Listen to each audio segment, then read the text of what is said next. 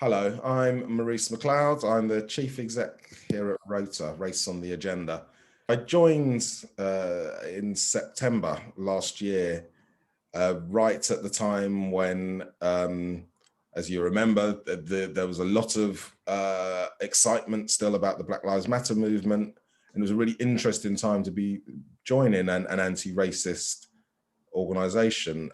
For years, and I'd been on ROTA's board for 8 years before that. For years, we've been struggling for funding. You know, we're not in the sexy part of the sector that attracts funders naturally, and so we were always kind of fighting for survival.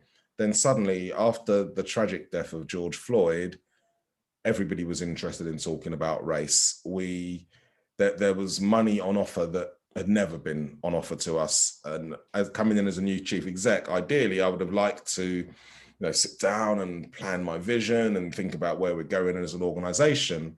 Instead, it felt very much like this money's here right now. You don't know if it's going to be here in 6 months' time. Let's be honest.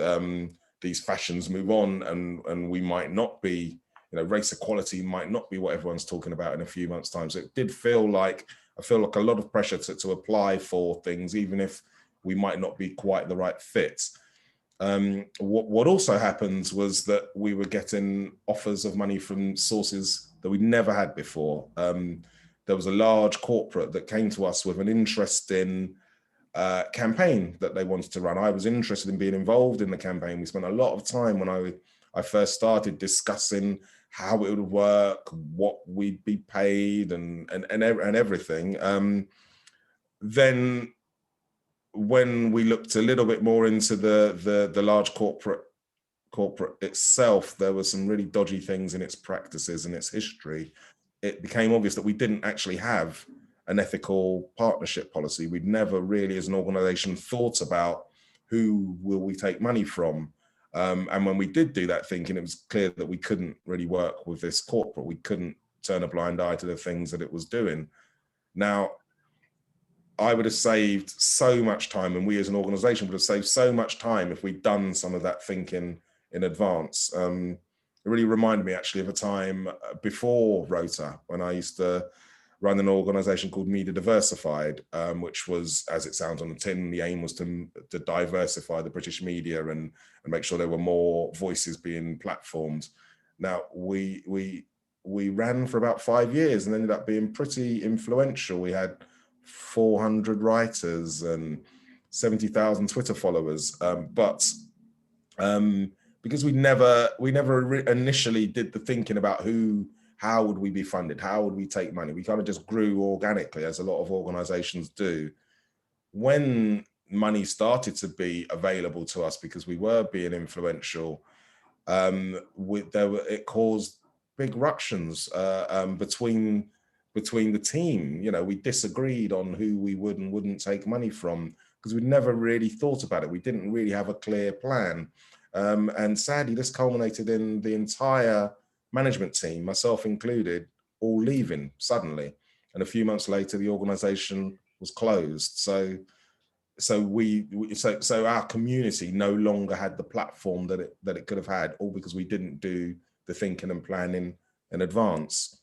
What can we do to have a better funding environment for the anti-racist sector? Well, as a sector ourselves, we need to do some of the thinking that I've just spoken about. Don't allow yourself to stumble into problems. Work out who and why and how you take money and how you're willing to report and what you're comfortable with.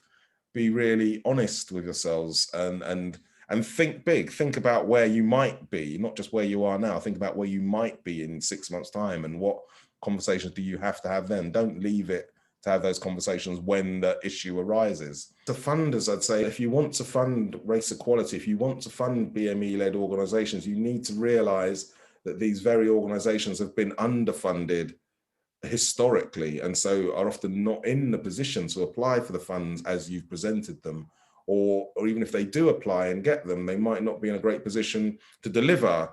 So make sure that if you're offering money directly to these organizations, that you're also offering some form of support that really holds their hand and shows them how you want them to spend the money that you're giving them. a better way might be to look at infrastructure bodies or organizations that that have got the relationships with the smaller and newer organizations and can work as your middleman. But you need to make sure that there's some sort of handhold and some sort of support. Otherwise, you're kind of just setting up organizations to fail.